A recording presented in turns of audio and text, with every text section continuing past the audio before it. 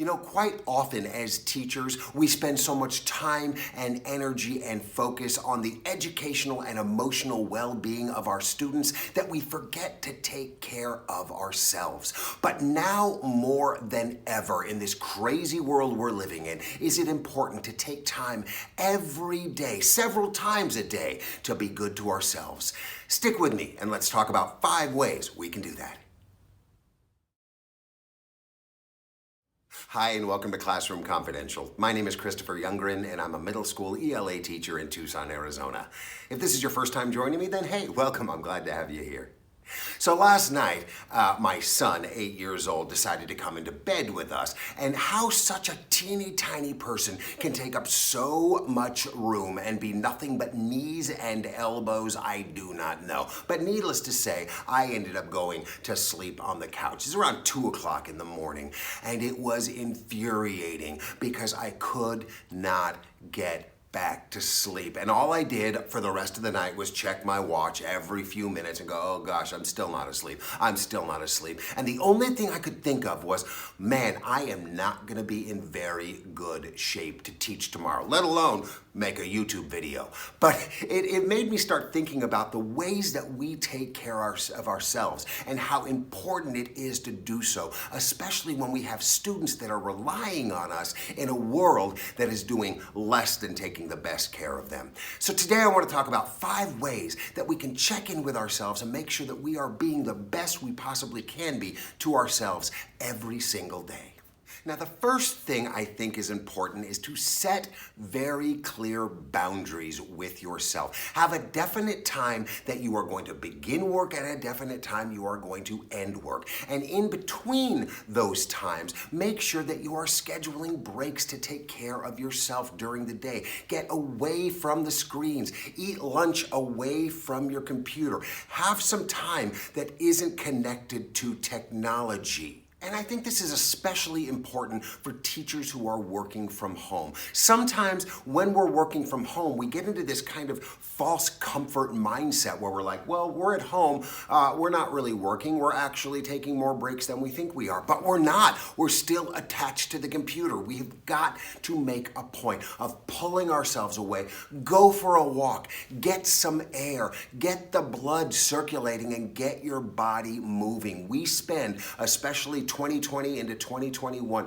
so much time in front of screens. If we got to set a reminder on our clock, then do so, but we have got to take some time away from the screens for our own mental health. And at the end of the day, leave the day behind. I am guilty of this. If a student emails me at 9 o'clock at night, my instinct is to immediately answer that. But I think it sets a dangerous precedent because then they feel like they can contact you anytime, day or night. And you need to leave some time to yourself, time that is sacred, either to yourself, with your family, etc. For your significant other, you need to make sure that there are very, very clearly delineated boundaries at the beginning of the day and at the end of the day, and that the time outside of that is sacred and just for you.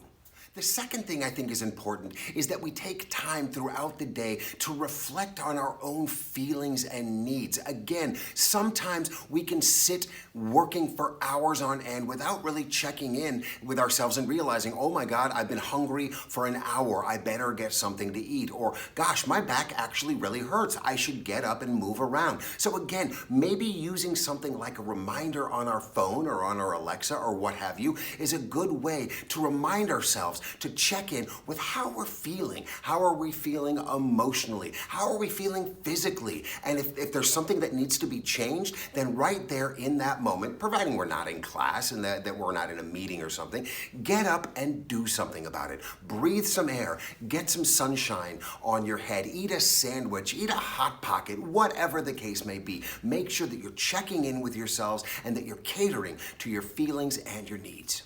The third thing we can do for ourselves is recognize the things that are and the things that are not in our control.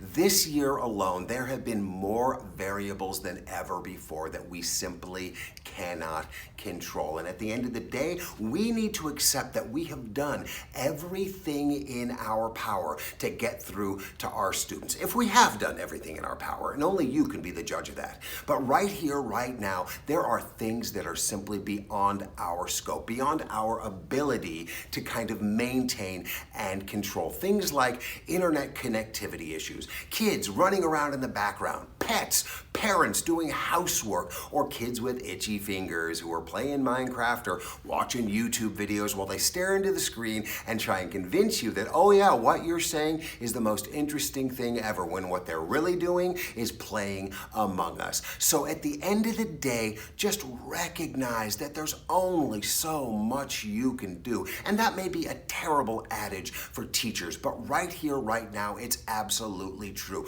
You are not going to 100% reach every student every day. I mean, it's hard enough in person, but now when you add the whole distance learning to the mix, it's even harder than ever before. So give yourself a break and know that you're doing the best that you can, and just let the rest go. I'm not suggesting leave a child behind, but sometimes you gotta take care of yourself, knowing that you've done your best by every student that you can do.